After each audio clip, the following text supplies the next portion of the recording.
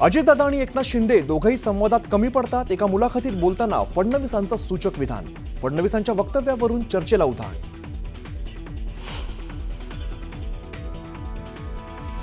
जय पराजयाचा विचार न करता शरद पवार या वयात सुद्धा काम करतात, हे कौतुकास्पद।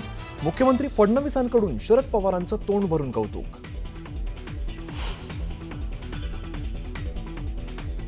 मंत्रिमंडळात कोणालाही चुकीचं काम करू देणार नाही, तर चुकीला माफी नाही म्हणत मुख्यमंत्री फडणवीसांचा मंत्र्यांना थेट इशारा।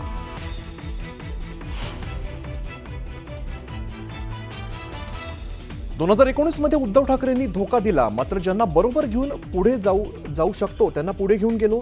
एका मुलाखतीत बोलताना फडणवीसांचं मोठं विधान।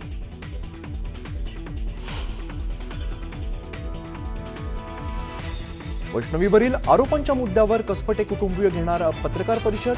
हगवण्याच्या वकिलाने वैष्णवीच्या चारित्र्याबाबत केलेल्या आरोपाला देणार उत्तर।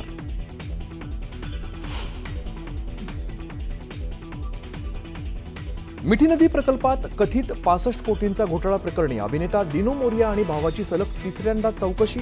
केतन कदम आणि जय जोशीच्या कॉल रेकॉर्डमधून मोरियाचं नाव उघड।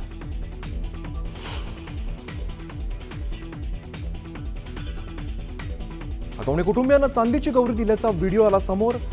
गौरी दबावाखाली दिली की स्वखुशीने, हे अस्पष्ट।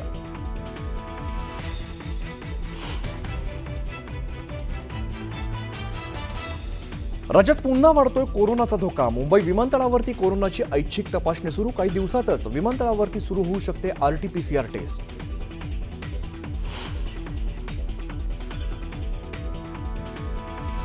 सोलापूर हैदराबाद महामार्गावर भीषण अपघात। कार चालकाचा ताबा सुटल्यामुळे डिवायडर ओलांडून कार विरुद्ध दिशेने उडाली। अपघाताचा थरार CCTV मध्ये कैद।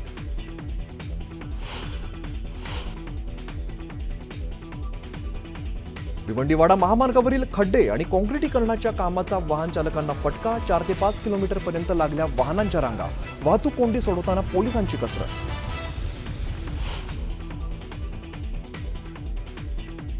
21 ऑक्टोबर 2026 ला होणार सिंहस्थ कुंभमेळ्याचं ध्वजारोहण, तर येत्या 1 जूनला मुख्यमंत्र्यांच्या उपस्थितीत शाही स्नानाच्या तारखा जाहीर होणार।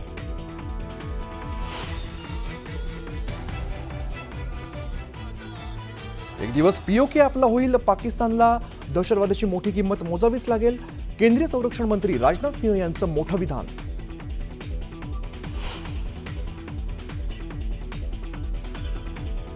आणि डोनाल्ड ट्रम्प यांच्या टॅरिफ निर्णयाला अमेरिकन न्यायालयाची स्थगिती। निर्णय कोर्टानं ठरवला घटनाविरोधी।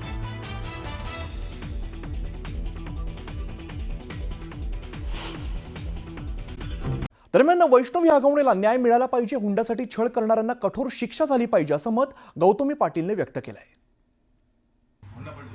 जे झालं ते खूप दुर्दैवी होतं। मला आपल्या न्याय व्यवस्थेवर पूर्ण विश्वास आहे। मी तर एकच म्हणाल की ज्याने ही चूक केली, जो आरोपी आहे, जो म्हणजे अजून तरी आरोपी कळला नाहीये, जो आरोपी असेल, जो मिळेल त्याला खूप कडक शिक्षा मिळावी, बस मी एवढंच सांगते। आणि मी वैष्णवी त्यांच्याकडनंच आहे, काही विषय नाही।